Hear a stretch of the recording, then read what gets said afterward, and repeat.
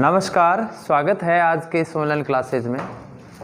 मैं महेंद्र बाना आपके लिए लेके आया हूँ कक्षा 12 के भौतिक विज्ञान के हिंदी माध्यम का एक टॉपिक जो चैप्टर नंबर 7 से संबंधित है। और हमारा पिछले वीडियो में जो टॉपिक था विभवमापी, उसी का आगे का पोर्शन है। लास्ट वीडियो में हमने विभव प्रवणता के बारे में कुछ अध्ययन किया था।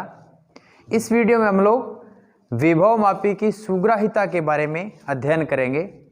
प्रवणता का मतलब था एकांक लंबाई में विभव का मान। अगर आप प्राथमिक परिपथ से एकांक लंबाई में विभव देते हो या फिर विभवांतर उस पर आरोपित करते हो तो उसके एकांक लंबाई में विभव का मान कितना हो, वो हमारा लास्ट टॉपिक था।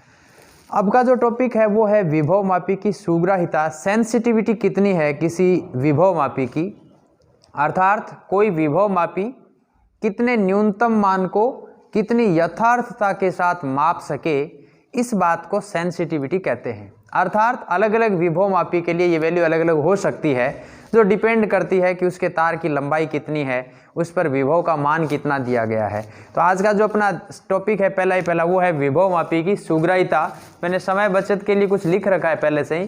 सेंसिटिविटी ऑफ पोटेंशियोमीटर विभवमापी की सुग्राह्यता, अर्थात विभवमापी की सुग्राह्यता से तात्पर्य यह है कि किसी अल्प विद्युतवाहक बल या विभवांतर का मान भी विभवमापी द्वारा यथार्थता पूर्वक मापा जा सके।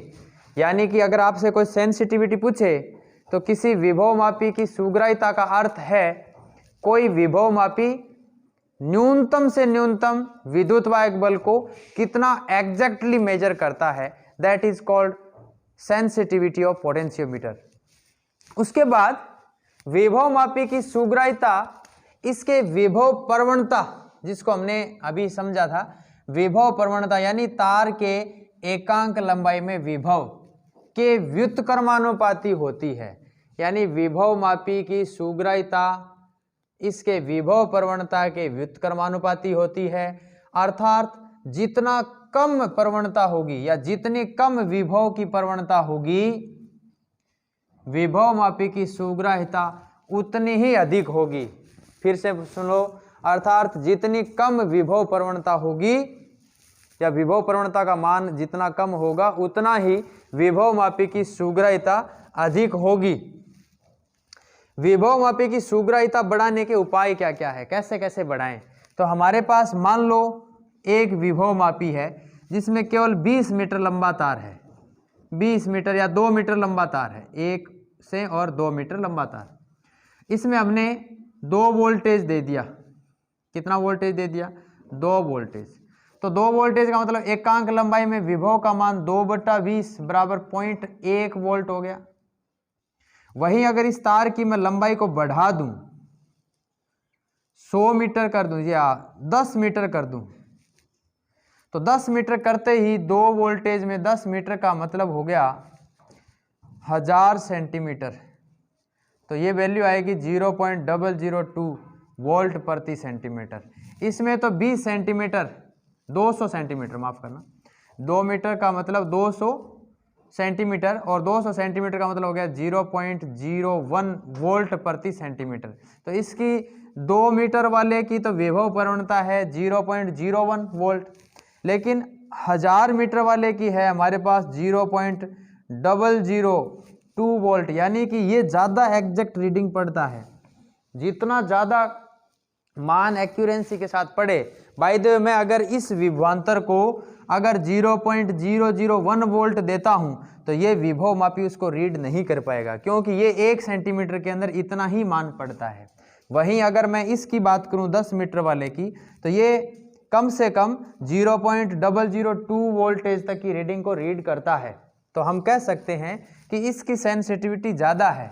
अर्थात विभवमापी में तार की लंबाई को बढ़ाकर भी विभवमापी की सुग्राह्यता को बढ़ाया जा सकता है। दूसरी बात, विभवमापी में जो हम विभवांतर दे रहे हैं उसको भी कम किया जा सकता है। उसको अगर कम आरोपित कर दो तो भी विभवमापी ज़्यादा रीडिंग पड़ेगा। तो पहला आपसे सीधा सीधा क्वेश्चन पूछा जा सकता है, विभवमापी की सुग्राह्यता बढ़ाने के कोई 2 उपाय बताएं। तो पहला उपाय तो हो जाएगा तार की लंबाई बढ़ाकर। 2 नंबर, प्राथमिक परिपथ में लगे स्रोत से विभव का मान ज्ञात किया जाए, विभव का मान कम किया जाए, मान कम किया जाए। तो 2 कंडीशंस आ गई। या फिर सीधा सीधा शब्द यूं समझ लो कि विभव प्रवणता जितनी कम होगी विभव मापी उतना ही ज्यादा सुग्राही होगा, उतना ही ज्यादा सेंसिटिव होगा। मैं लिखूं अर्थार्थ, नीचे लिख दो फिर अर्थार्थ सुग्राहिता, सुग्राहिता S बराबर 1 प्रवणता, विभव प्रवणता, विभव प्रवणता यानी कि x, याद होना चाहिए बच्चों 1/x, x का मान क्या था EP/L, प्राइमरी सर्किट में लगा हुआ स्रोत का विद्युत वाहक बल बटा तार की कुल लंबाई यानी L/EP। तो देख लो सुग्राहिता S का मान आ गया L/EP, यानी कि या तो EP का मान कम करो या L का मान बढ़ाओ तो उससे S का मान बढ़ जाएगा। तो ये है हमारे पास सुग्राहिता का सूत्र एक प्रकार से। अगला हमारा जो टॉपिक है वो है विभव मापी के अनुप्रयोग। तो हम देखते हैं विभव मापी के क्या क्या अनुप्रयोग हैं। सबसे पहले तो एक साथ इनको समझते हैं कि किस प्रकार के अनुप्रयोग हैं। विभव मापी के अनुप्रयोग,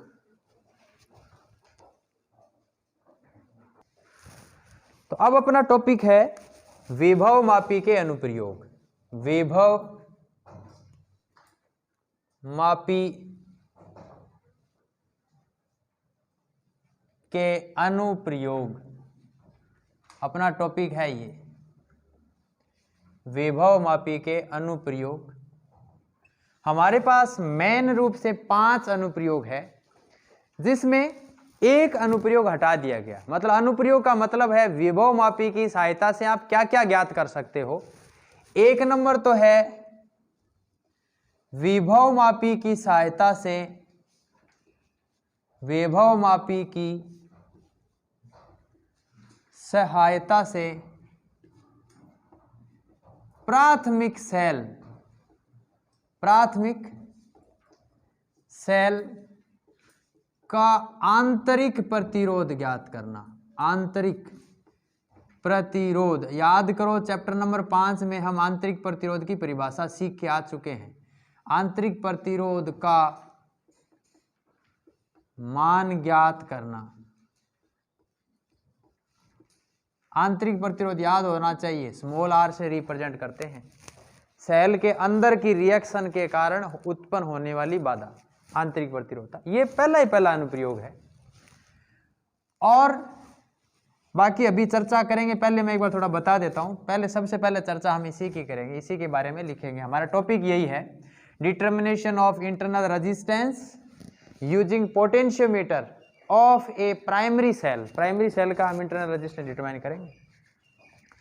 2 नंबर अनुप्रयोग इसका क्या होना चाहिए देखते हैं कि हम विभव मापी की सहायता से प्राथमिक सेलों की, 2 प्राथमिक सेल लेंगे हम, प्राथमिक, अभी लिखना नहीं है ये, प्राथमिक सेलों के विद्युत वाहक बलों की तुलना, विद्युत वाहक बलों की तुलना यानी पहले सेल का विद्युत वाहक बल E1 दूसरे का E2, दोनों का अनुपात क्या आना चाहिए। तो दूसरा अनुप्रयोग इसका ये भी है। विभव मापी से हम 2 सेल लेंगे, एक लेग्लांसी और एक डेनियल, दोनों सेलों के विद्युत वाहक बलों की तुलना करके देखेंगे। तीसरा इसका अनुप्रयोग है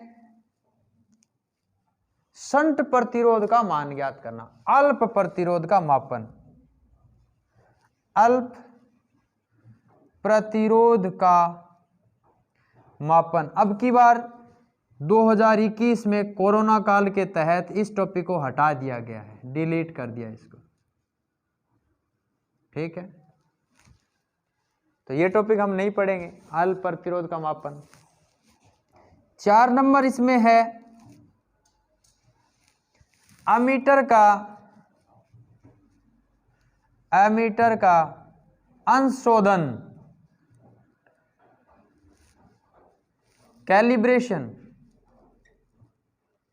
कैलिब्रेशन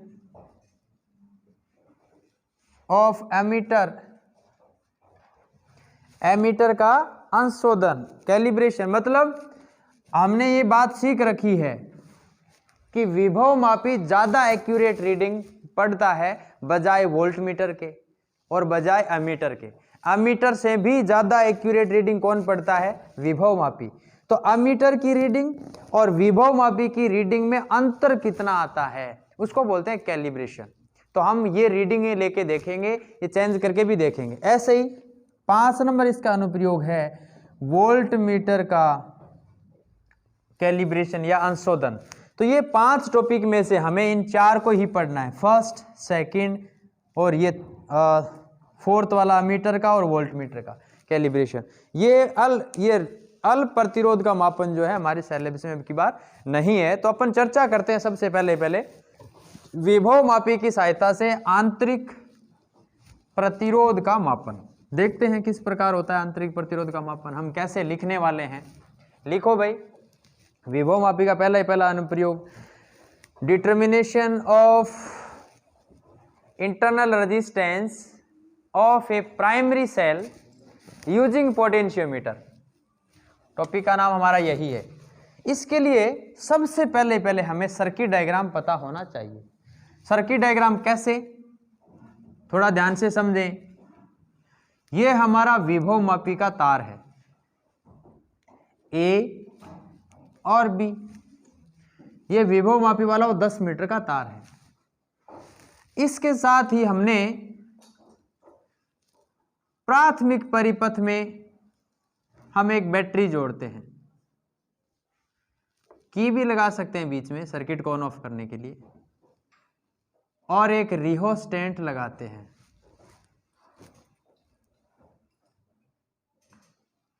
ये हमारा सर्किट हो गया प्राथमिक, रिहोस्टेंट, प्राइमरी सर्किट ईपी। ये A B wire, A terminal पर हम धन टर्मिनल इसका जोड़ेंगे। ये परिपथ तो हमें ज्ञात विद्युत वाहक वाला सर्किट है। ये प्राथमिक परिपथ है ये। तो अब जिस सेल का हमें आंतरिक प्रतिरोध ज्ञात करना है उसका भी धनात्मक सिरा इस ए टर्मिनल पे जोड़ दो, ऋणात्मक सिरा गैल्वेनोमीटर के साथ लेते हुए जोकी से कनेक्ट करो और इसके समांतर क्रम में एक प्रतिरोध बॉक्स लगा दो। प्रतिरोध box, resistance box, RB short में इसको लिखेंगे। इस सेल का मुझे विद्युत वाहक बल का आंतरिक प्रतिरोध चाहिए, इस सेल का। तो हमारे पास सिंपल सी विधि है, मैं विधि का विवरण इसमें नहीं करने वाला हूं, बोलने वाला हूं सारी बात कैसे कैसे वर्किंग है। सबसे पहले इसको ऑन करेंगे प्राथमिक परिपथ को। तो प्राथमिक परिपथ का जितना भी विभवांतर है रियोस्टेट से निकलने वाला, वो सारा का सारा इस तार पे आ जाएगा। पहली बात, यहां पर भी इस सर्किट को ऑन ऑफ करने के लिए की जोड़नी है हमें, इसको K1 कह देना रेजिस्टेंस बॉक्स को कनेक्शन के लिए। और हम सबसे पहले K1 को ऑफ रखते हुए संतुलन लंबाई ज्ञात करेंगे। संतुलन लंबाई ज्ञात करेंगे K1 को ऑफ रखते हुए। मान लेते हैं वो संतुलन लंबाई हमारे पास आ गई है L1। इसका मतलब ये हुआ कि इस सेल का जो विद्युत वाहक बल था वो खुले परिपथ में है, यानी यहां से मैंने ये सर्किट को बंद नहीं किया, इस सर्किट को मैंने बंद नहीं किया, तो खुले परिपथ में संतुलन लंबाई आ गई। ये किसको बैलेंस कर रही है? ये कर रही है ओपन टर्मिनल। खुला परिपथ का मतलब हो गया EMF E। जैसे ही मैं ये बाहर वाला प्रतिरोध इस पे आरोपित करूंगा, मतलब ये कुंजी लगा दूंगा, तो लगाते ही प्रतिरोध बॉक्स में से जितना मैंने प्रतिरोध निकाल रखा है वो इस सेल के ऊपर आरोपित हो जाएगा। तो बाह्य परिपथ या बाह्य प्रतिरोध लगाते ही बंद परिपथ बन गया ये।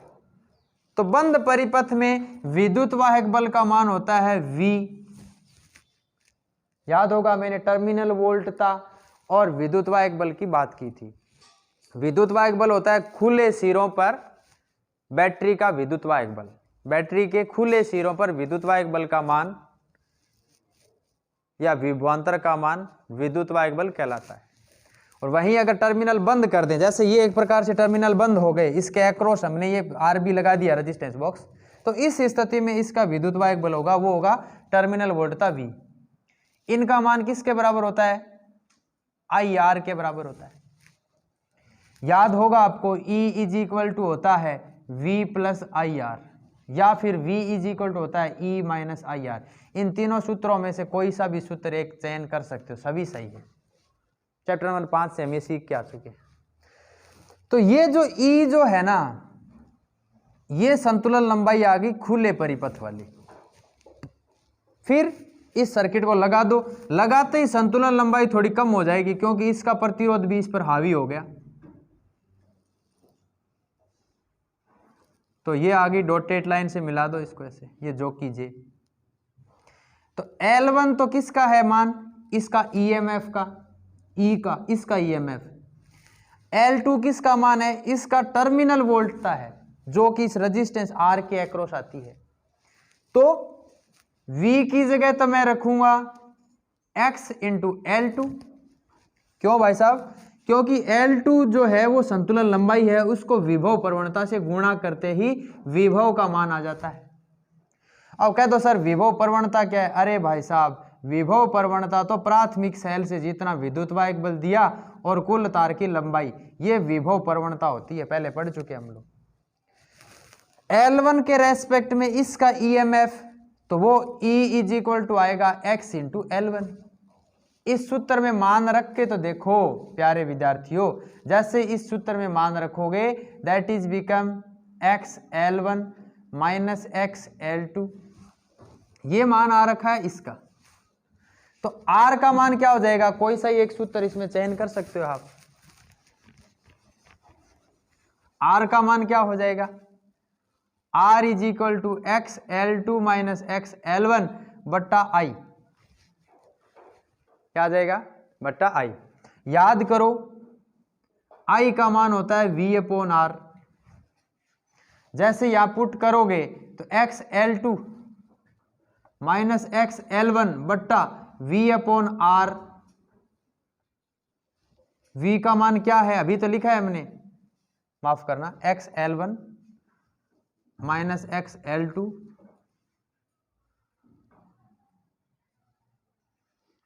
बट्टा V। V का मान क्या है? XL2। तो XL1 माइनस XL2 बट्टा XL2 into R, this is the internal resistance. तो हमने विभव मापी की सहायता से आंतरिक प्रतिरोध किया। अब कह दो सर X का क्या काम है? दोनों साइड से कॉमन निकालो, ऊपर वाला कॉमन निकले, इसे कट जाएगा। तो फाइनल उत्तर हमारे पास आ गया L1 माइनस L2 बट्टा L2 into R। This is the internal resistance of given primary cell. ये प्राइमरी सेल है वो। अब कह दो सर प्राइमरी सेल होता कैसा है? तो लेग्लांसी और डेनियल सेल जो हम आगे प्रैक्टिकल में सीखेंगे, उसका वीडियो भी बनाएंगे। Daniell cell, Leclanche cell. Leclanche cell NH4Cl को पानी के साथ मिलाने से बनाया जाता है। डेनियल सेल है वो क्यूप्रिक सल्फेट CuSO4 को तांबे या कॉपर के पात्र में डाला जाता है पानी के साथ, और उसके बीच में जिंक रोड को एक सिलेंडर के बीच में डालेंगे जो चीनी मिट्टी का बना हुआ है, उसमें H2SO4 की 2 बूंद डालेंगे ताकि वो जिंक के साथ रिएक्शन करे। तो उस प्रकार का सेल बनता है डेनियल, और लेग्लांसी बनता है NH4 के Cl से या सॉल्यूशन से। तो पहले सबसे पहले डायग्राम बनाएं। डायग्राम के बाद कुछ थोड़ी थ्योरी लिखनी है। याद रखें इसको कि हमें डायग्राम ही सबसे ज्यादा इंपॉर्टेंट है इसका, इसके बाद तो आगे की थ्योरी नए के बराबर है। लिखते हैं पहले परिपथ को चित्रानुसार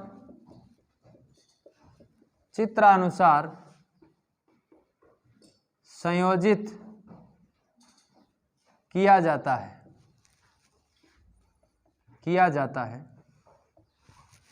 चित्रानुसार संयोजित किया जाता है द्वितीयक परिपथ, इसको बोलते हैं सेकेंडरी सर्किट। ये सेकेंडरी सर्किट है द्वितीयक परिपथ।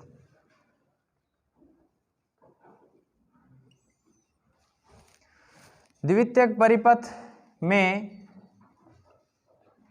प्राथमिक सेल संयोजित किया जाता है, सेल संयोजित किया जाता है,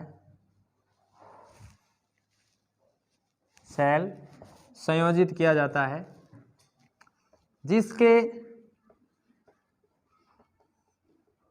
समांतर क्रम में एक प्रतिरोध बॉक्स आरबी लगाया जाता है,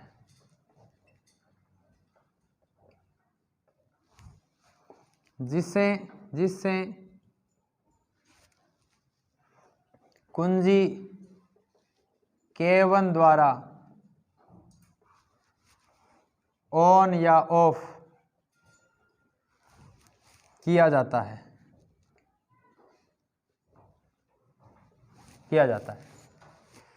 अब कार्यविधि। सर्वप्रथम प्राथमिक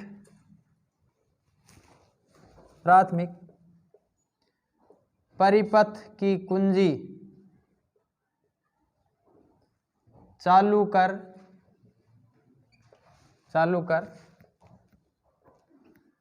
द्वितीयक परिपथ से प्राथमिक सेल का विद्युत वाहक बल ज्ञात किया जाता है, विद्युत वाहक बल ज्ञात किया जाता है। एक बात तो ये आ गई, फिर लिख देंगे इसमें, जब प्रतिरोध बॉक्स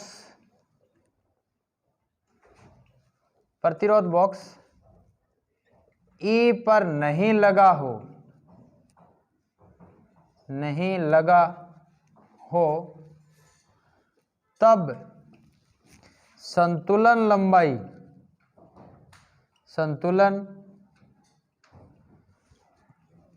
लंबाई बराबर L1, अतः E बराबर हो जाएगा x इंटू L1। याद रखो इस बात को, E बराबर x इंटू L1। ये E किसका है? द्वितीयक सेल, ये द्वितीयक परिपथ में लगे हुए प्राथमिक सेल का है ये E, क्योंकि सर्किट को हमने यहां से ओपन कर रखा है तो डायरेक्ट इसका विद्युत वाहक बल इस पे जा रहा है, इसका सामने से आ रहा है तो इसका मान ज्यादा होता है, इसलिए ये इसको बैलेंस पहले ही कर देगा, तो इसका EMF का मान आ जाएगा x इंटू L1। x क्या होता है आपको पता है, EP/L होता है, जिसको हमें लिखने की आवश्यकता ही नहीं है अपने को। ये बातें हम पहले पढ़ चुके हैं कि विभव प्रवणता क्या है सब। नेक्स्ट देखो,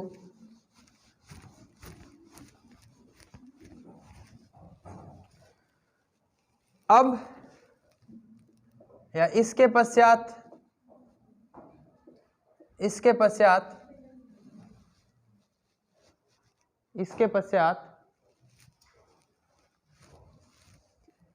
K1 को ऑन कर, यानी प्रतिरोध बॉक्स को इसके आरोपित करके ऑन कर संतुलन लंबाई ज्ञात करते हैं।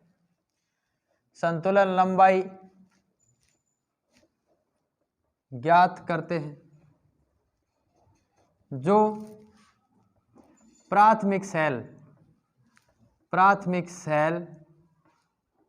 ये याद रखें, प्राथमिक परिपथ तो ये है, सेल प्राथमिक ये है, तो प्राथमिक सेल की टर्मिनल वोल्टता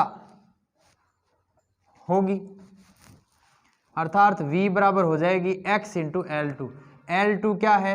संतुलन लंबाई।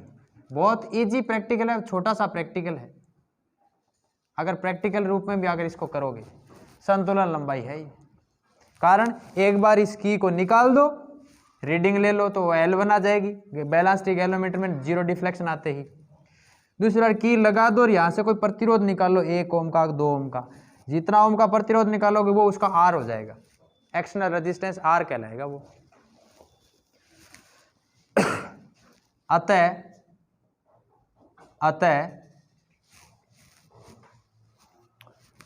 आंतरिक प्रतिरोध R बराबर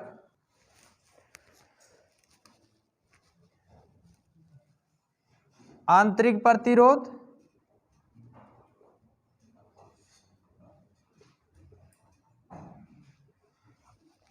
R बराबर आपको याद होगा E minus V upon I होता है, या फिर E minus V upon I का मान क्या हो जाएगा, I इंटू आई का मान हो जाएगा V अपॉन आर। ये R वापस ऊपर चला जाएगा तो इंटरनल रेजिस्टेंस R का मान आ जाएगा E minus V upon V into R. अब आप E की जगह तो क्या रख दोगे, XL1, V की जगह क्या रख दोगे, XL2, तो V की जगह XL2, X कॉमन निकल जाएगा जो कि क्या थी, प्रवणता, और R क्या होता है, प्रतिरोध बॉक्स में प्रयुक्त प्रतिरोध। यहां आप लिख देना सिंस R क्या है, RB में प्रयुक्त प्रतिरोध। ये हम प्रैक्टिकल भी करेंगे तो बात सारी समझ में आ जाएगी, प्रैक्टिकल का भी एक अच्छे से वीडियो बनाएंगे इसी टॉपिक का। तो इसमें वैल्यू क्या बन जाएगी, देखो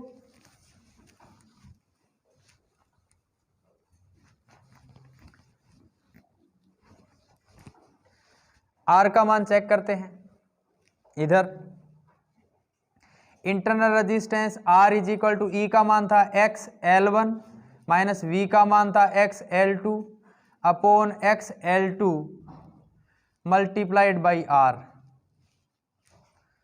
तो R is equal to X, दोनों का कॉमन निकालो, इस X से कैंसिल हो जाएगा, L1 minus L2 upon L2 into R।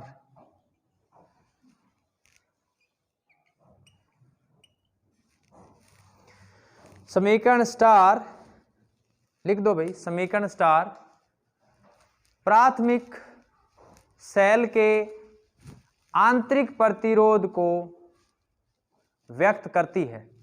अब इसमें L1 L2 तो आसानी से निकाल सकते हैं हम, बहुत इजी हो गया L1 निकालना। तो इस की को पहले ऑफ करो, संतुलन लंबाई ज्ञात कर लो, L1 का मान आ गया।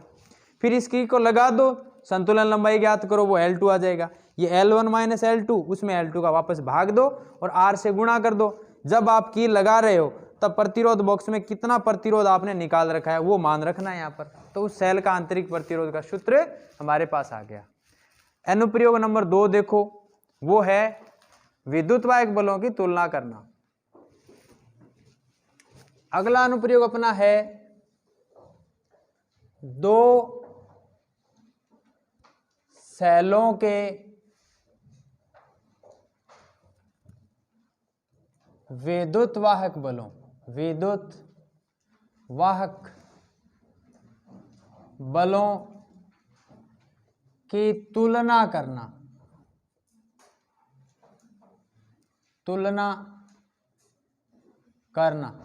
किसकी सहायता से करेंगे भाई, विभव मापी की सहायता से। तो प्रश्न सीधा सीधा बनता है, विभव मापी की सहायता से दो सेलों के विद्युतवाहक बलों की तुलना करो।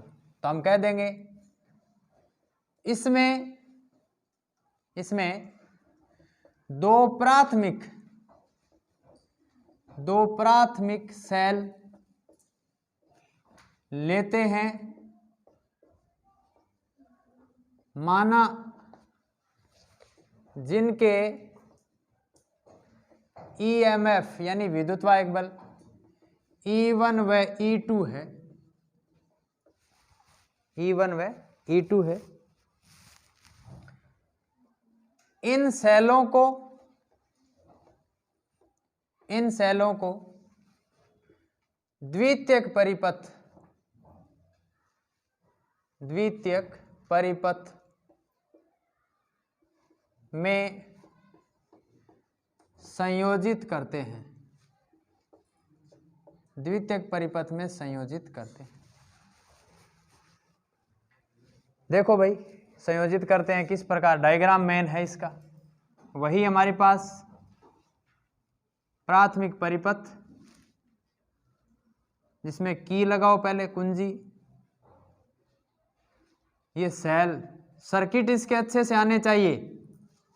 आप अगर इनके सर्किट अच्छे से याद कर लोगे तो आधा टॉपिक तो ऐसे ही याद हो जाएगा।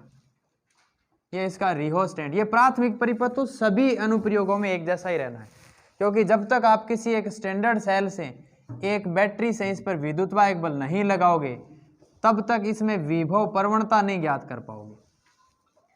फिर इसके ए सरी पर जहां हमने धन टर्मिनल जोड़ रखा है, दो सेल लेंगे, दोनों सेलों के धन टर्मिनल जोड़ेंगे, ये धन टर्मिनल प्लस ये भी प्लस, इसका ईएमएफ E1, इसका ईएमएफ E2, इसके माइनस सिरे द्विमार्गी कुंजी पर हम ऐड करेंगे, द्विमार्गी टू वे की पर, टू वे की के इसके एक्स सिरों को इसके साथ जोड़ दो, जेड सिरों को इसके साथ जोड़ दो, और गैल्वेनोमीटर से और कनेक्शन पॉइंट देंगे।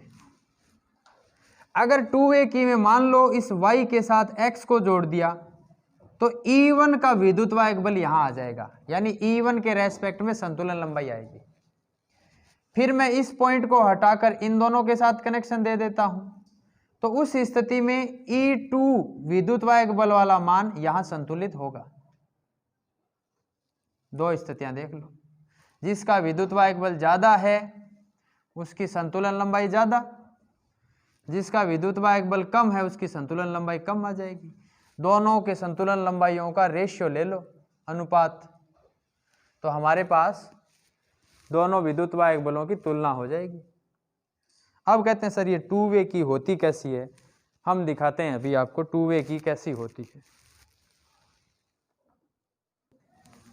बात टू वे की थी, ये हमारे पास टू वे की है, इसमें दो पॉइंट्स हमें दे रखे हैं।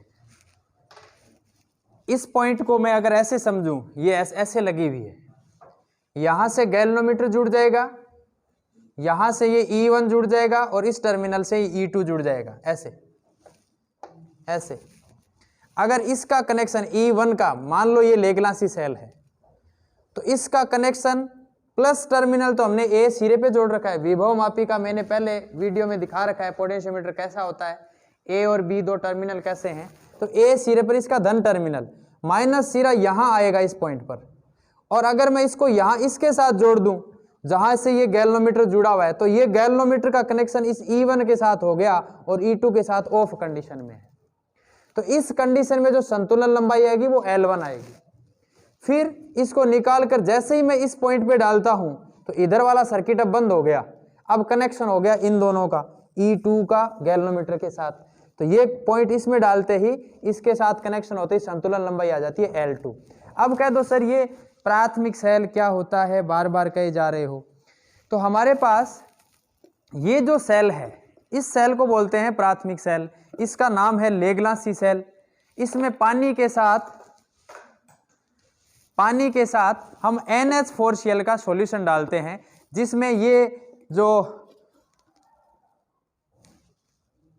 कार्बन वाली जो रोड है ये करती है एनोड का कार्य, यानी कि धन टर्मिनल का काम करती है। यानी इस टर्मिनल को हम इस ए पॉइंट पे जोड़ेंगे जहां पर बाहरी जो बैटरी जुड़ी हुई है। ये वाली जो बैटरी होती है ना, वो हमारे सेल वाली बैटरी हो सकती है, जिसमें इसमें सेल डालो, यहां दोनों टर्मिनल आ जाएंगे। या फिर आप ये एक एलिमिनेटर जोड़ सकते हो बैटरी का, इस एलिमिनेटर में भी एक प्लस है एक माइनस है, तो इसका ये जो प्लस वाला पॉइंट, ये जो रेड कलर का दिख रहा है, ये प्लस, ऊपर वाला माइनस, तो इस प्लस टर्मिनल को ए पॉइंट पे जोड़ेंगे और वहीं हम इसका भी ये प्लस टर्मिनल जोड़ेंगे। हमारे पास ये एक जिंक की रोड है, इस रोड को हम कैथोड टर्मिनल भी बोलते हैं, या कैथोड का कार्य करती है, नेगेटिव टर्मिनल का काम करती है। तो इस नेगेटिव टर्मिनल को हम किस पॉइंट पे जोड़ेंगे, एक्स पॉइंट पे। वहां से बीच वाला जो पॉइंट था इसका, ये जो इसका बीच वाला जो पॉइंट था इसका, ये जोड़ेंगे हम इस गैल्वेनोमीटर से। गैल्वेनोमीटर हमने पहले के रीडिंग में दे रखा है। तो अब कह दो सर ये E2 क्या है, ये कौन सा प्राथमिक सेल है? ये होता है डेनियल सेल हमारे पास लैब में। हालांकि इसकी जगह कैडमियम का सेल भी काम में ले सकते हो। तो इसमें एक तांबे का पात्र है कॉपर का, और इस कॉपर के अंदर CuSO4 डालते हैं। क्या डालते हैं? ये CuSO4। अब कह दो सर CuSO4 कैसे होता है? इसका दूसरा नाम नीलाथोथा भी होता है। ठीक है, कैसा रंग का होता है देखने वाली बात है। ये इस प्रकार के कलर का होता है, इस प्रकार के कलर का होता है। इसको ज़्यादा हाथ वगैरह में नहीं लेना, ताकि चमड़ी के साथ इसकी रिएक्शंस होने से चमड़ी जल सकती है। तो क्यूप्रिक सल्फेट CuSO4 को पानी के साथ मिलाया जाता है कुछ मात्रा में 1/10 रेशियो से, यानी कि 10 मिलीग्राम अगर पानी हो तो 1 ग्राम उसमें CuSO4 डालना है 1:10 के रेशियो से। हम अंदाज से ही इसको अक्सर डाल लेते हैं ताकि ये कुछ बन जाए। इसका EMF जो होता है डेनियल का लगभग 1.086 के करीब होता है। ये डेनियल वाला है। इसको हम डालेंगे तांबे के पात्र में। किस में डालेंगे? इस तांबे के पात्र में। और ये तांबे का पात्र काम करने लग जाएगा धन टर्मिनल का। किसका काम करेगा? इसका ये पॉजिटिव टर्मिनल है ना, ये पॉजिटिव टर्मिनल, यहां से वायर कनेक्शन देके इस A पॉइंट पे जोड़ दो, तो ये तांबे का पात्र खुद एक धन टर्मिनल की तरह बिहेव करेगा। इसके अंदर हम चीनी की मिट्टी वाला एक सैंपल डालते हैं और उसमें पानी डालते हैं थोड़ा, इस चीनी के मिट्टी के सैंपल में। फिर इस पानी के सैंपल में हम H2SO4, वो भी सांद्र कंसंट्रेटेड H2SO4 की 2 बूंदे डालते हैं पानी के साथ। तो उसके अंदर हम ये जिंक की रोड डालते हैं। तो ये जिंक की रोड जो है ये नेगेटिव टर्मिनल का काम करेगी, कॉपर वाला जो है वो पॉजिटिव टर्मिनल का काम करता है। अब क्वेश्चन उठता है सर ये पॉजिटिव का ही क्यों करता है? वो आपने केमिस्ट्री में सीख रखा होगा, ऑक्सीडेशन स्टेट, ऑक्सीकरण अवस्थाएं। जिंक की ऑक्सीकरण अवस्था ज़्यादा होती है, इसलिए ये नेगेटिव आयंस रिलीज करने में सक्षम होता है, ये पॉजिटिव आयंस को अपनी तरफ अट्रैक्ट करने में सक्षम होता है। तो ये एनोड का काम करने लग जाएगा और ये कैथोड का काम करेगा। जिंक रोड अधिकतर हमारे फिजिक्स लैब में कैथोड का काम ही करेगी। ये कॉपर का जो पात्र है ये हमारे लैब में पॉजिटिव टर्मिनल का काम करेगी। वहीं कार्बन की ये जो छड़ है ये भी पॉजिटिव का काम करेगी, और ये जिंक की रोड है ये नेगेटिव टर्मिनल का काम करेगी। तो ये दोनों वो प्राथमिक सेल है, ये लेग्लांसी, ये डेनियल। फिर से नाम याद रखो, डेनियल, लेग्लांसी। लेग्लांसी बनाया जाता है NH4 के Cl सॉल्यूशन के साथ। NH4 कैसा होता है सर? ये NH4Cl ये एक प्रकार से नमक जैसे रंग का होता है, चीनी जैसा वाइट कलर का होता है, इस प्रकार का। ये पानी के साथ वही 1/10 रेशियो से मिलाया जाता है। तो हमारे कहने का मतलब प्राथमिक सेलों का इनका जो आंतरिक प्रतिरोध ज्ञात करना है या फिर विद्युत वाहक बलों का तुलना करनी है। पहला हमारा था आंतरिक प्रतिरोध का मापन, तो हम लेग्लांसी सेल का इंटरनल रेजिस्टेंस डिटरमाइन करते हैं, जिसमें ये पॉजिटिव टर्मिनल, ये इसका नेगेटिव टर्मिनल, NH4Cl का सॉल्यूशन इसमें मिलाया जाता है, अमोनियम क्लोराइड इसमें मिलाया जाता है पानी के साथ, वही 1:10 के रेशियो से। वहीं इसके अंदर हमारे पास क्यूप्रिक सल्फेट CuSO4 इस पात्र में मिलाया जाता है पानी के साथ, और अंदर ये सैंपल डाला जाता है चीनी मिट्टी का। इसका मतलब क्यूप्रिक सल्फेट से इस चीनी मिट्टी के द्वारा डिस्कनेक्शन हो गया, ये इसको लेने नहीं देगा अंदर। अब इसके अंदर जो पानी डालेंगे उसमें कंसंट्रेटेड H2SO4 की 2 बूंदे डालेंगे, H2SO4 की, ध्यान रखें ये है H2SO4, इसकी 2 बूंदे डालेंगे इस चीनी मिट्टी में, क्यूप्रिक सल्फेट वाले में नहीं। तो इस प्रकार हम इन प्राथमिक सेलों को बना भी सकते हैं हमारी लेबोरेटरी में। ये था हमारा प्राथमिक सेलों से संबंधित। अब इनके विद्युत वाहक बल कितने कितने उत्पन्न होंगे, तो हम सिंपल सा अभी जस्ट कह देंगे चित्रानुसार जब द्विमार्गी कुंजी के XY सिरे जुड़े हों तो प्रथम सेल कौन सा भाई? E1 परिपथ में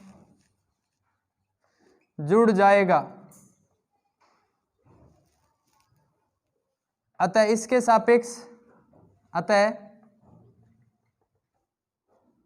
इसके सापेक्ष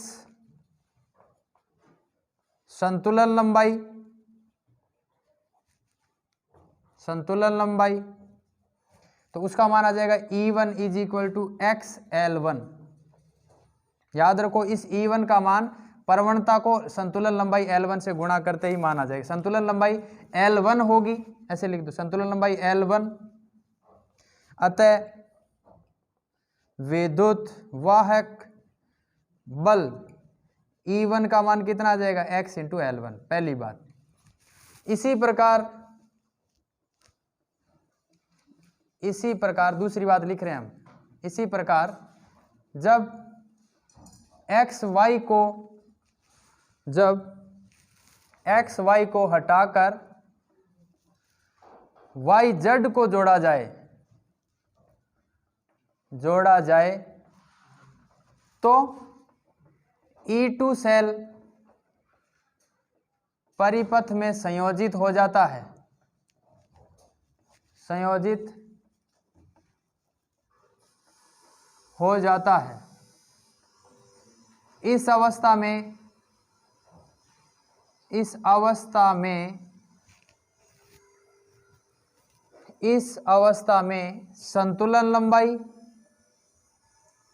संतुलन लंबाई बराबर होगी L2, वह द्वितीय सेल का विद्युतवाहक बल, सेल का विद्युतवाहक बल E2 बराबर हो जाएगा XL2। अब तो उत्तर ही आ गया, देखो ये 1 नंबर दे दो, ये 2 नंबर इक्वेशन दे दो। अतः सेलों का विद्युतवाहक बलों की तुलना का मतलब अनुपात ले लो भाई, तो E1 बटा E2, तो यह आ जाएगा XL1 बटा XL2। तो जो लंबाइयों का अनुपात होगा वही इनके सेलों के विद्युतवाहक बलों का अनुपात हो जाएगा। अर्थात नीचे लिख सकते हो, अर्थात विभव मापी की सहायता से, अर्थात विभव मापी की सहायता से प्राथमिक सेलों के विद्युतवाहक बलों की तुलना की जा सकती है, जो समीकरण स्टार द्वारा प्रदर्शित होती है। भाई x से x कट गया ना, दोनों के लिए प्रवणता तो बराबर रहती है, चाहे E2 हो चाहे E1 हो, क्योंकि ये वाला तो नियत है E1 EP। तो अब कह दो सर EP क्या है? अरे भाई EP तो वो ज्ञात सोर्स है जिससे कंटिन्यूअसली धारा जा रही है, ये इसका पॉजिटिव टर्मिनल, ये नेगेटिव, ये EP है, प्राथमिक सेल में जुड़ने वाली बैटरी है जिसका विद्युतवाहक बल हम धारा नियंत्रक से कंट्रोल करके इस पे लगाते हैं। तो ये जो सूत्र है हमारे, ये है विद्युतवाहक बलों की तुलना से संबंधित। अगला, तो अब अपना टॉपिक है वोल्टमीटर का अंशशोधन, कैलिब्रेशन ऑफ वोल्टमीटर। टॉपिक का नाम है calibration of voltmeter using potentiometer.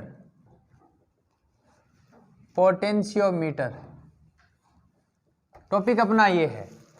Calibration का मतलब होता है कि परिपथ में जो पोटेंशियल का मान है, विभव का जो मान है, वो वोल्टमीटर से जो पढ़ते हैं वो त्रुटिपूर्ण होता है, और उसी को अगर अपन विभव मापी से पढ़े तो वो त्रुटि रहित होता है, और दोनों का अंतर जो है वो कहलाता है अंशशोधन।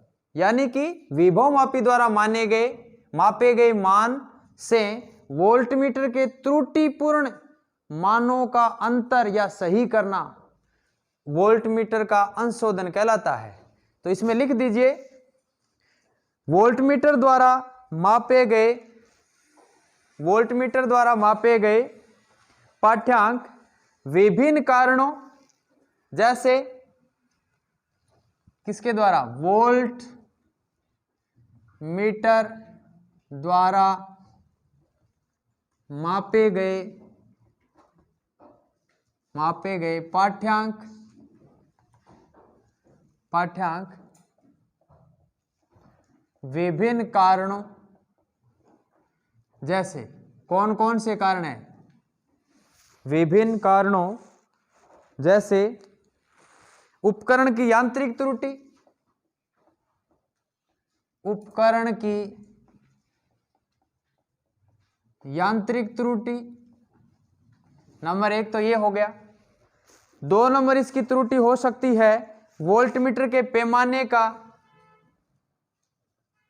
वोल्टमीटर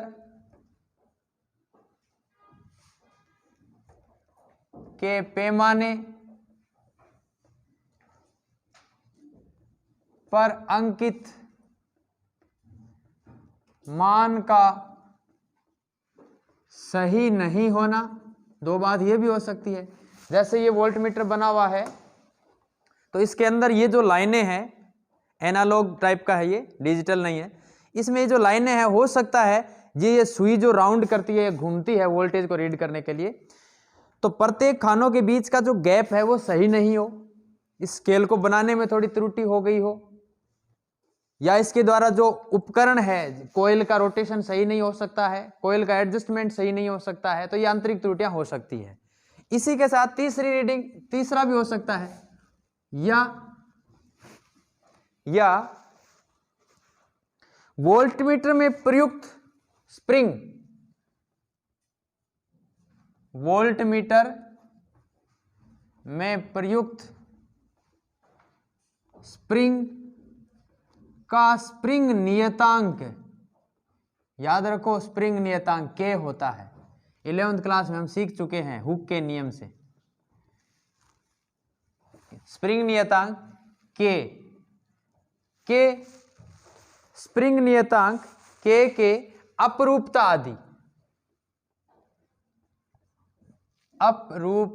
आदि,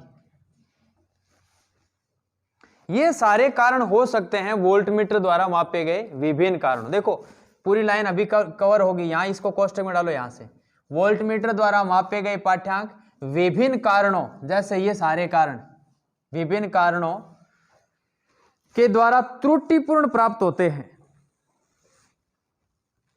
विभिन्न कारणों समथिंग से त्रुटिपूर्ण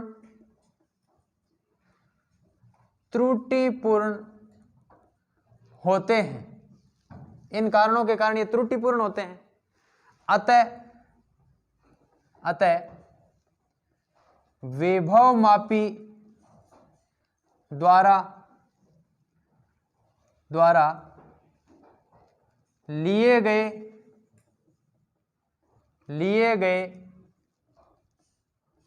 पाठ्यांकों या सही पाठ्यांकों से वोल्टमीटर के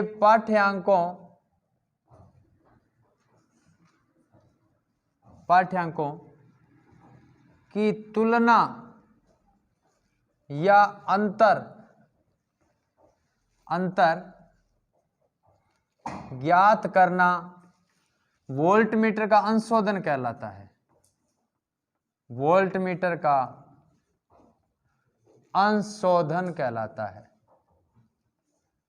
बात समझने वाली है बच्चों। ये जो वोल्टमीटर रीडिंग लेगा ये एरर पूर्ण है, इसमें त्रुटि आती है, जो वास्तविक मान होना चाहिए उतना ये पढ़ नहीं पाता। तो इसकी तुलना हम विभव मापी द्वारा लिए गए वोल्टेज के मान से कंपैरिजन करेंगे तो दोनों का डिफरेंस ही उसका अंशोधन कहलाएगा। तब हम देखते हैं कि इनका सर्किट कैसा बनना चाहिए, वोल्टमीटर कहाँ लगना चाहिए। मेन बात तो ये है। तो हमें एक बात याद रखनी है कि वोल्टमीटर सदैव परिपथ में समांतर क्रम में लगता है। ये इसलिए लगता है क्योंकि समांतर क्रम में यानी पैरेलल में वोल्टेज की वैल्यू कांस्टेंट रहती है, इसलिए कांस्टेंट मान को ये रीड करने के लिए उस सर्किट में पैरेलल में लगाया जाता है। वहीं हम एमीटर जो है, ये एमीटर ये करंट को रीड करता है और करंट का मान श्रेणी क्रम में नियत रहता है, इसलिए एमीटर को परिपथ में श्रेणी क्रम में लगाया जाता है, ताकि श्रेणी क्रम में जितना किसी एक ब्रांच में करंट फ्लो हो रहा है उसको ये रीड कर पाए। वहीं ये किसी समांतर क्रम में इसलिए लगाते हैं कि किसी एक शाखा में या समांतर क्रम में जो विभव का मान है वो ये आसानी से रीड कर पाए, इसमें एरर नहीं आए। अब पूछा जाए अगर सर इनको श्रेणी क्रम में लगा देंगे तो क्या होगा? श्रेणी क्रम में लगाएंगे तो ये रीडिंग लेगा ही नहीं, क्योंकि श्रेणी क्रम में इसकी कुंडली के खुद का प्रतिरोध ही बहुत ज्यादा होता है, तो आगे करंट को जाने ही नहीं देगा, सारा का सारा पोटेंशियल अपने ऊपर ही ड्रॉप कर लेगा ये। तो इसलिए इसको श्रेणी क्रम में हम नहीं लगाते हैं। समांतर क्रम में इसलिए लगाते हैं कि समांतर क्रम में उच्च प्रतिरोध अगर लगाओगे तो परिणामी प्रतिरोध और ज्यादा कम हो जाता है। अगर मैं कहूं कि मान लो किसी परिपथ में ये एक प्रतिरोध बॉक्स मैंने लगा दिया और इसके 5 ओम वाली कुंडली को मैंने निकाल लिया, ये 5 ओम की कुंडली, 5 ओम की इस कुंडली को मैंने अगर निकाल लिया तो इस प्रतिरोध द्वारा उस शाखा में 5 ओम का प्रतिरोध उत्पन्न किया जाएगा।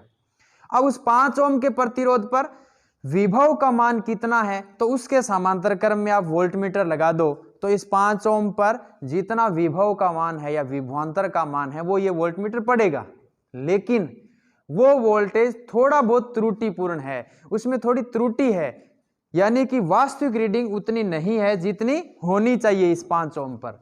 तो इसके लिए हम क्या करेंगे, दोनों की तुलना करेंगे कि 5 ओम पर वोल्टेज का मान कितना वोल्टमीटर से कितना आया और विभव मापी से कितना आया, दोनों का डिफरेंस निकालते ही उसको हम कह देंगे कैलिब्रेशन ऑफ वोल्टमीटर।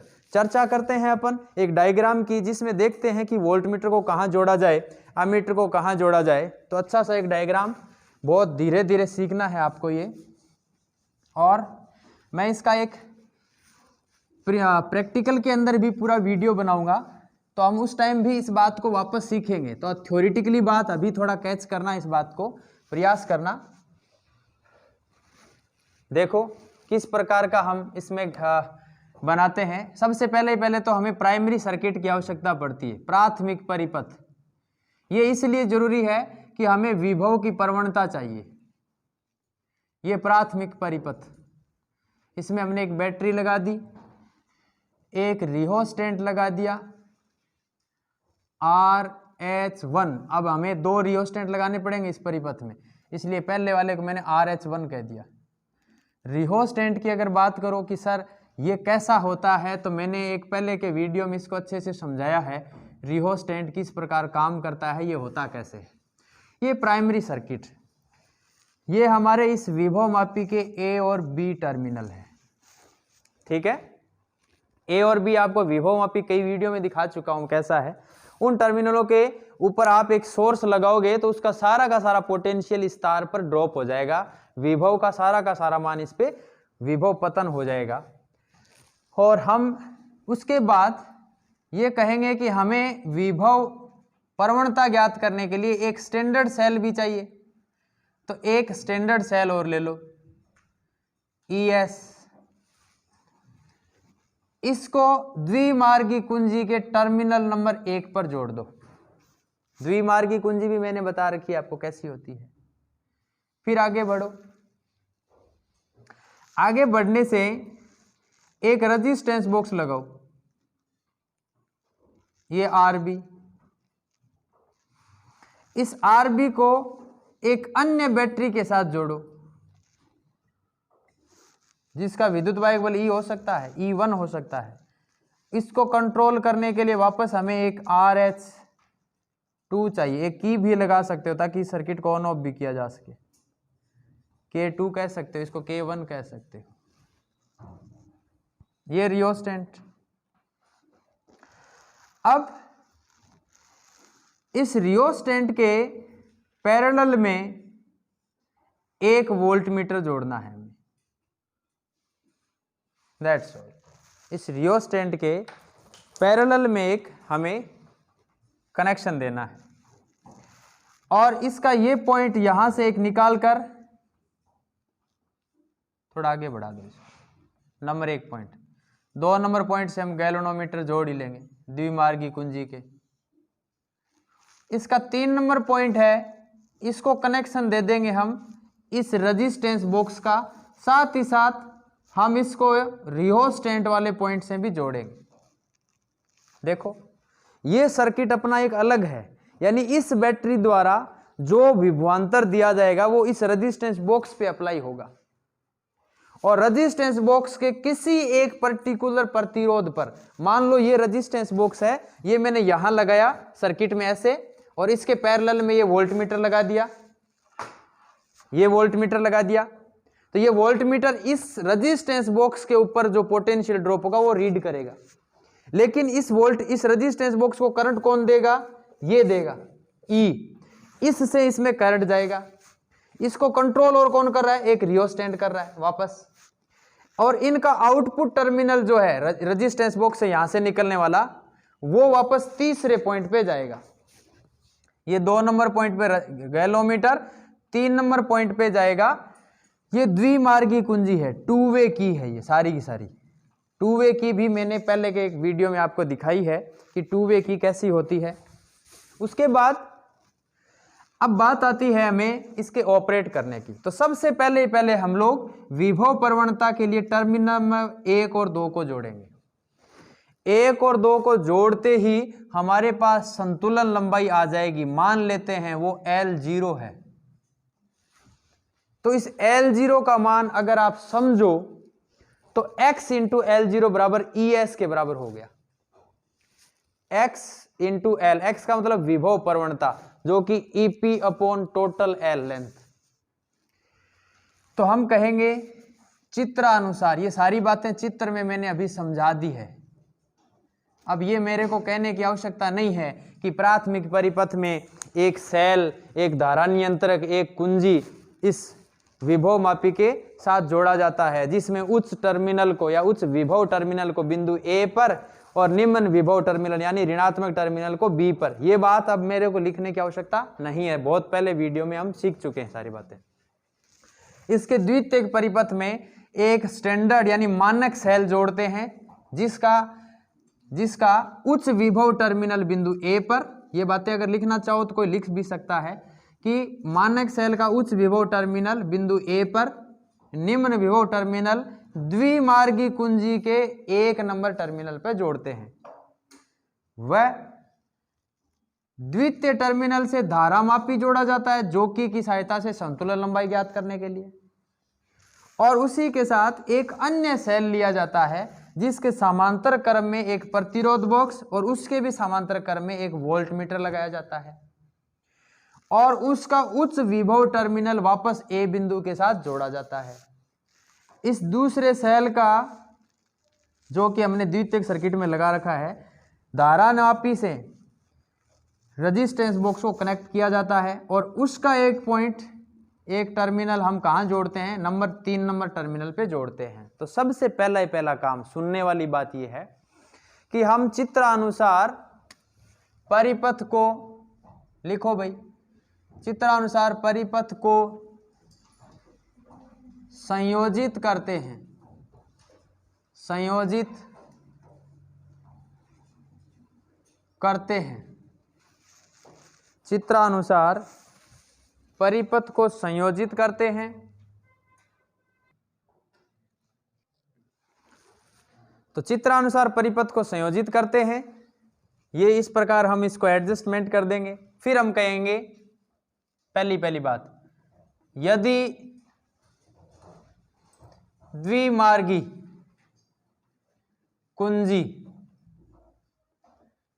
के 1 व 2 टर्मिनल को जोड़ा जाए, टर्मिनल 1 और 2 को जोड़ा जाए, वह संतुलन लंबाई ज्ञात करें जो L0 प्राप्त हो। तो ES का मान देखो, ये इस सेल का मान कितना हो जाएगा? अगर संतुलन लंबाई L0 आती है तो ES बराबर आ जाएगी x इंटू L0। याद रखो x क्या थी भाई? विभव प्रवणता।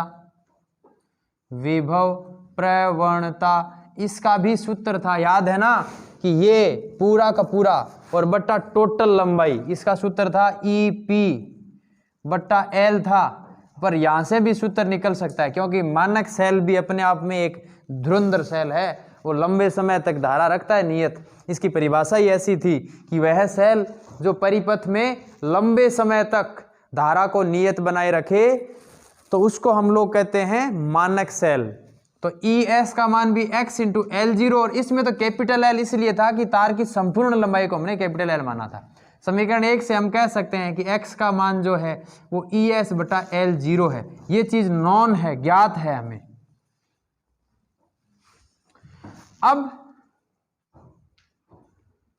अब यदि 1 2 को हटाकर इन दोनों को हटा दो और 2 और 3 को जोड़ते हैं। पर अब यदि 1 2 को हटाकर टर्मिनल 2 व 3 को संयोजित करने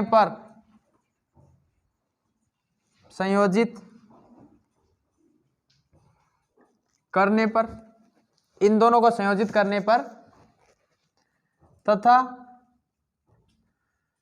प्रतिरोध बॉक्स में से उचित मान का प्रतिरोध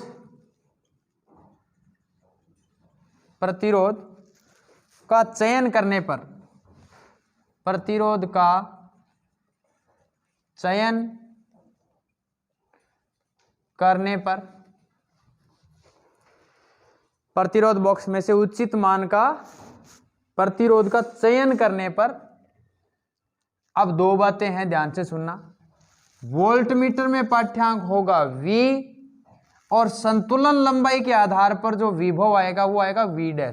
संतुलन लंबाई वाला तो कौन बताएगा? विभव मापी। और इसके अक्रॉस जो वोल्टमीटर लगा रखा है उसको हम V कह देंगे। तब कह देंगे वोल्ट मीटर का पाठ्यांक V होगा व विभव मापी का पाठ्यांक मतलब रीडिंग या प्रेक्षण, एक ही बात है। विभव मापी का पाठ्यांक V' माने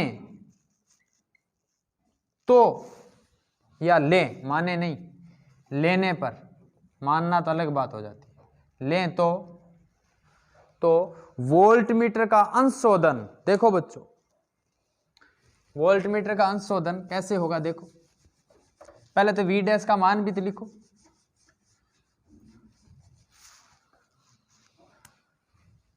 तो V' का मान तो आ जाएगा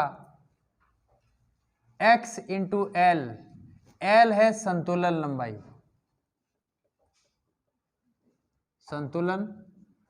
लंबाई, पहले वाली L0 थी, कब? जब 1 और 2 को कनेक्ट किया तब L0, और अब आ गई है हमारे पास L।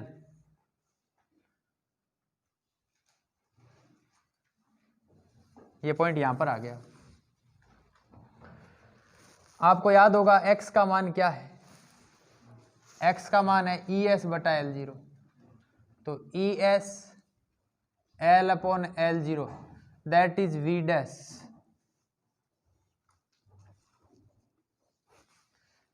लिख दो, दैट इज V'। अब कह देंगे अतः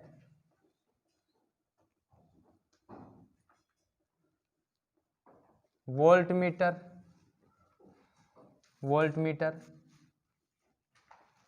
के पाठ्यांक में त्रुटि,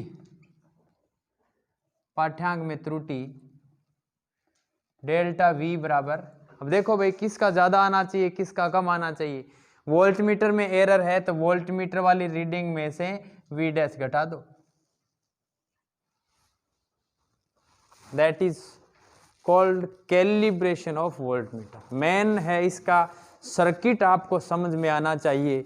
सर्किट जब तक समझ में नहीं है, सर्किट में प्राइमरी सर्किट सबसे पहले संयोजित करो, फिर ES को इसके साथ 1 नंबर टर्मिनल पे जोड़ो, फिर इसका भी पॉजिटिव टर्मिनल यहाँ पर होना चाहिए, और जो सेल में जिससे विभव का मान मुझे ज्ञात करना है वो वाला सेल जो मैं प्रतिरोध बॉक्स पे लगा रहा हूं उसका भी उच्च विभव का टर्मिनल यानी धनात्मक सिरा इस ए बिंदु पर ही जुड़ना चाहिए। तो इस सेल से जो विभव इस आर बी पे जा रहा है उसको रीड करेगा, एक बार तो वोल्ट मीटर करेगा और गैल्वेनोमीटर से कौन करेगा, विभव मापी। दोनों की कंपैरिजन कर दो तो हमारे पास मान आ जाएंगे। इसके बाद नीचे लिखिए, यदि यदि यदि प्रतिरोध बॉक्स में से भिन्न भिन्न प्रतिरोधों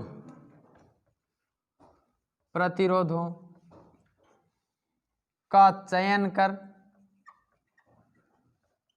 कर डेल्टा V का मान ज्ञात करें व V व डेल्टा V के मध्य ग्राफ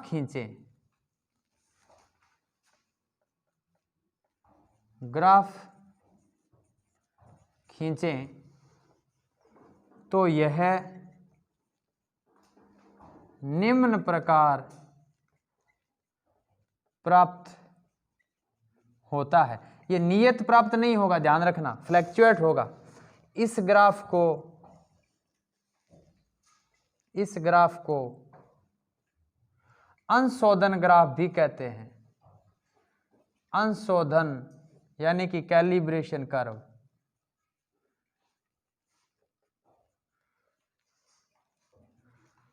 अंशोधन वक्र भी कहते हैं। अब ग्राफ कैसा आएगा देखो, ये देखने वाली बात है। तो ग्राफ कुछ इस प्रकार आएगा, ये मिटा देते हैं अब तो।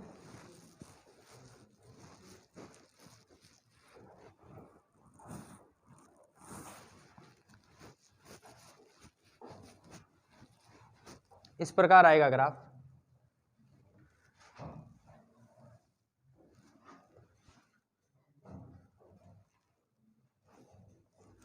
डेल्टा V और V के बीच ग्राफ है, ध्यान रहे। डेल्टा V का मतलब है V माइनस V डैश। तो ये ग्राफ कुछ ऐसे आएगा, टेढ़ा मेढ़ा जिगजैग। कभी डेल्टा V का मान पॉजिटिव आ जाएगा, कभी ज्यादा आ जाएगा, कभी कम आ जाएगा। किसी शेप का एक बार पॉजिटिव एक बार नेगेटिव V के साथ है, साइक्लिक भी नहीं है, कंटिन्यूअसली भी नहीं है, एड़ा टेढ़ा। यानी कि कभी डेल्टा V का मान प्लस में आ जाएगा, ज्यादा आ जाएगा, कभी कम आ जाएगा। ये कर्व कहलाता है कैलिब्रेशन कर्व। कैलिब्रेशन कर्व यानी कि मान लो 0.2 वोल्टेज है, ये 0.4 वोल्टेज है, ये 0.6 वोल्टेज है। कभी 0.2 प्लस का आ जाएगा, कभी 0.2 माइनस का आ जाएगा, ऐसे आगे से आगे इसके मान आते जाएंगे। नेक्स्ट टॉपिक लिखो, एमीटर का अंशोधन। एमीटर का अंशोधन।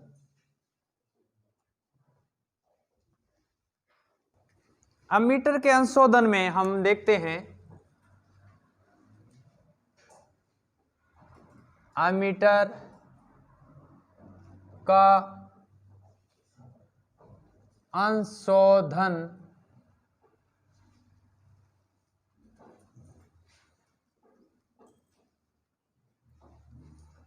Calibration of ammeter, calibration of ammeter. इस परिपथ में हम इस परिपथ में एमीटर के श्रेणी क्रम में एक 1 ओम प्रतिरोध संयोजित करते हैं,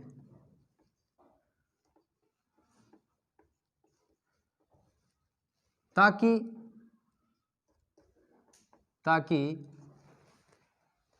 इस प्रतिरोध में विभव का मान धारा के बराबर हो जाए। देखेंगे कैसे बराबर हो जाए, चित्रानुसार। अब चित्र बना के हम देखते हैं। सबसे पहले तो प्राथमिक परिपथ बनाओ भाई।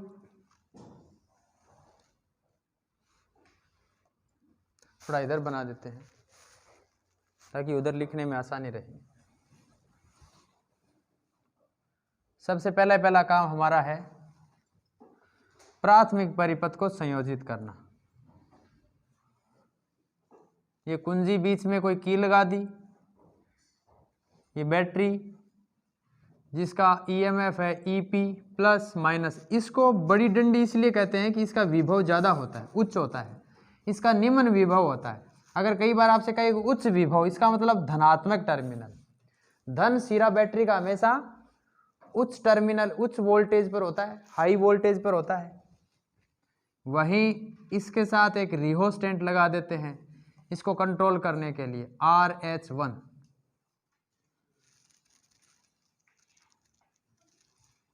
ये रिहोस्टेंट बी पॉइंट के साथ।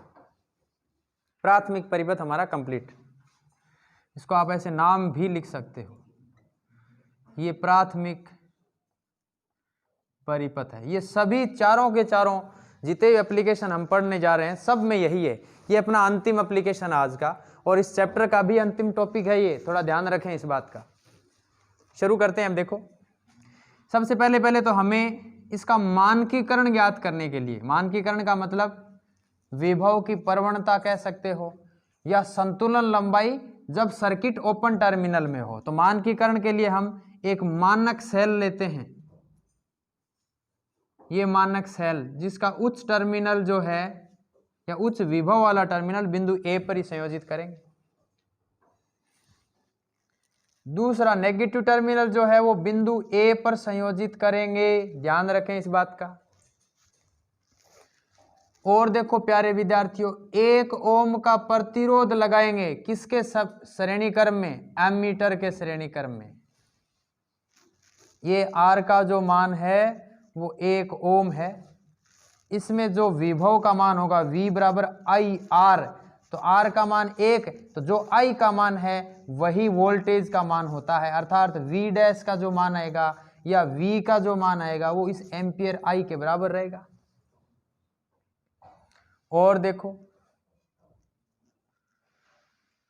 इसके बीच वाले सिरे से तो हम लोग गैल्वेनोमीटर जोड़ते हैं और संतुलन लंबाई ज्ञात करते हैं।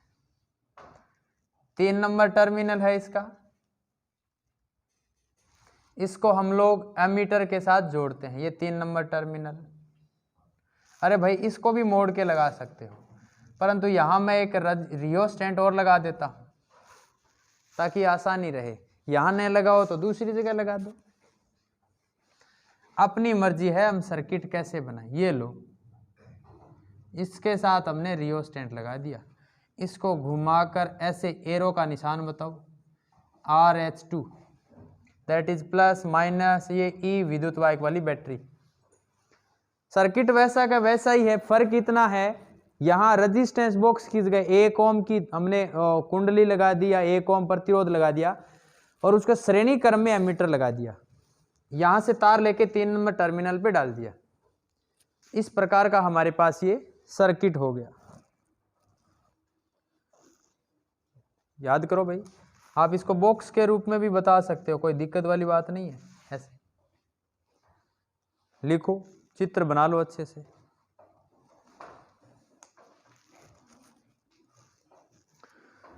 अब देखो सर्वप्रथम हम क्या करेंगे क्या नहीं करेंगे। 1 और 2 को जोड़कर सबसे पहले संतुलन लंबाई ज्ञात करेंगे। क्योंकि ये मानक सेल है, इसके रेस्पेक्ट में हम लोग संतुलन लंबाई ज्ञात कर रहे हैं, तो इसलिए इसको बोलते हैं मानकीकरण। तो यहां कहेंगे सर्वप्रथम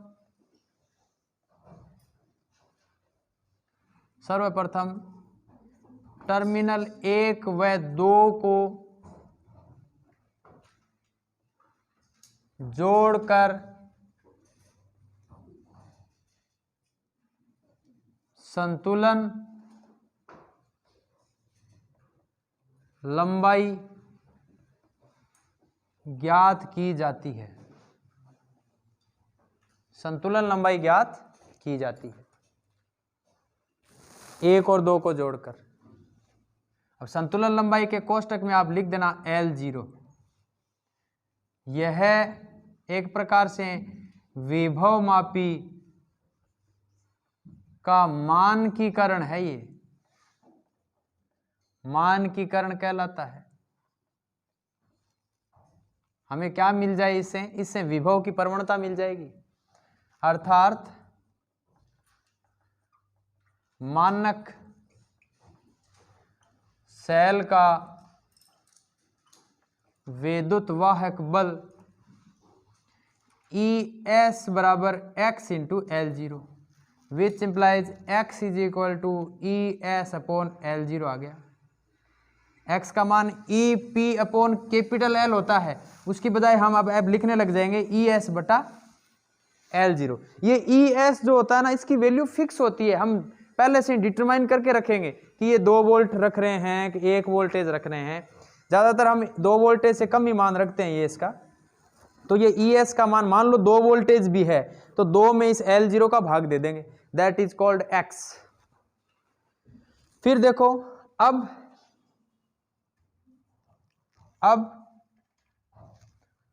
द्विमार्गी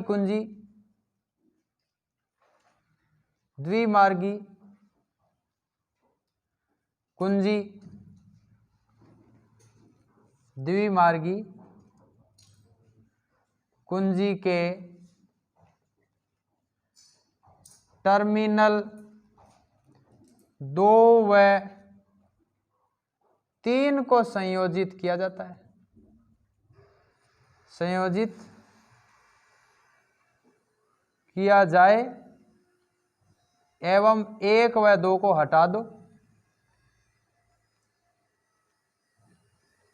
1 व 2 को हटाकर इन दोनों को हटा दो। अब कनेक्शन कर दो 2 और 3 का, तथा संतुलन लंबाई L ज्ञात की जाती है, L ज्ञात की जाती है,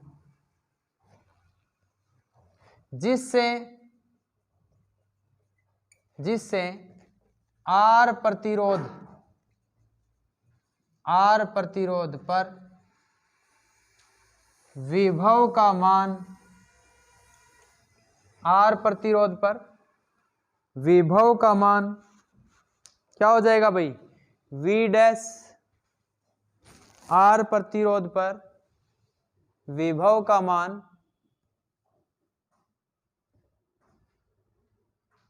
R प्रतिरोध पर विभव का मान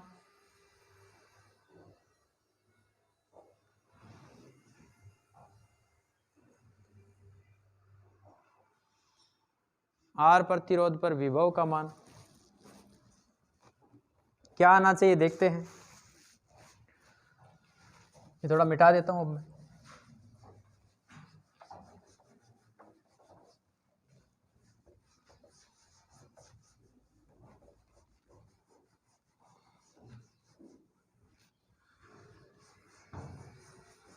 R प्रतिरोध पर विभव का मान V डैश बराबर आ जाएगा I dash into R। I dash into R जो है उसका मान आ जाएगा I डैश के बराबर, क्योंकि R का मान तो 1 ओम है, और ये मान आ जाएगा X इंटू L के बराबर। क्यों भाई, आई डैश इंटू आर, यानी जो वी डैश था वो एक्स इंटू एल के बराबर था। वी डैश किसके बराबर है? एक्स इंटू एल के। और वी डैश का दूसरा सूत्र होता है करंट, यानी कि इस विभव मापी में इस आर में से होता हुआ करंट जितना गया है वो, और इसका प्रतिरोध, दोनों का प्रोडक्ट भी तो इसके बराबर होना चाहिए। तो यानी कि आई डैश बराबर एक्स इंटू एल, ये इसके नीचे लिख दो एक बात। तथा अमीटर में मापा गया धारा का मान आई। इस एमीटर में तो करंट कितना पड़ा गया? आई। और इसके अक्रॉस जो V का मान था, जिसको हम V डैश कहते हैं, वो था I dash into R. R मैंने 1 ओम इसीलिए रखा है ताकि ये धारा के बराबर हो जाए, क्योंकि जब प्रतिरोध का मान 1 ओम होता है तो उस प्रतिरोध में प्रवाहित धारा और विभवांतर दोनों बराबर हो जाते हैं। ये बात मैंने लिखी है यहाँ, इसीलिए इसमें 1 ओम का मान लिया जाता है, अल्प प्रतिरोध लिया जाता है। अतः अमीटर के पाठ्यांक में त्रुटि डेल्टा आई बराबर आई माइनस आई डैश।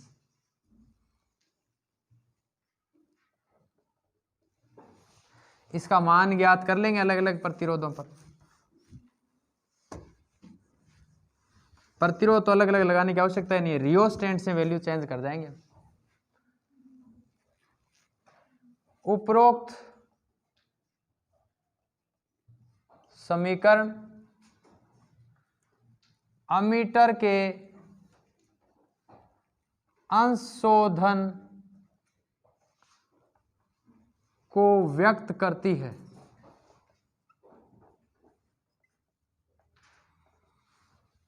उपरोक्त समीकरण अमीटर के अंशशोधन को व्यक्त करती है। खत्म बात यहां पर। उसके बाद अपन लिख सकते हैं यदि अमीटर के पाठ्यांक आई तथा डेल्टा आई के मध्य ग्राफ खींचा जाए तो यह अंशशोधन ग्राफ कहलाता है। एक बात तो ये अंशशोधन ग्राफ कहलाता है। अंग्रेजी में बोलते हैं कैलिब्रेशन कर्व, जो निम्न प्रकार है।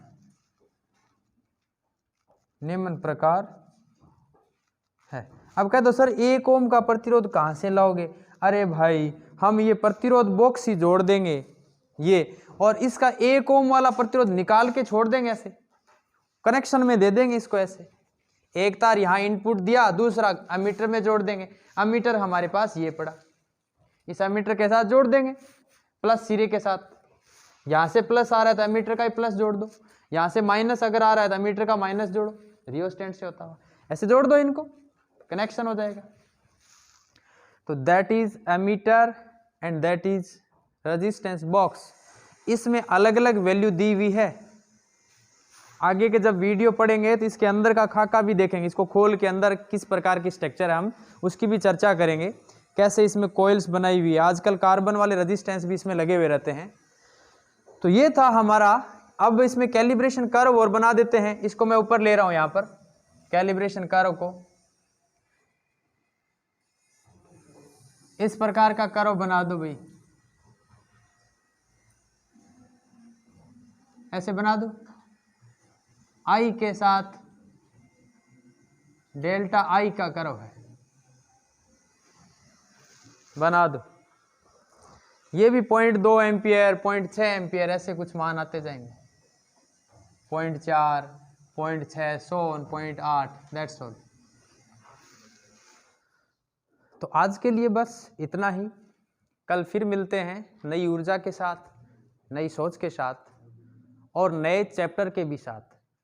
अगला अपना चैप्टर जो है वो चैप्टर नंबर 7 है, जिसमें हम अध्ययन करेंगे कि विद्युत धारा से चुंबकीय प्रभाव किस प्रकार है उत्पन्न होते हैं या चुंबकीय क्षेत्र किस प्रकार उत्पन्न होता है।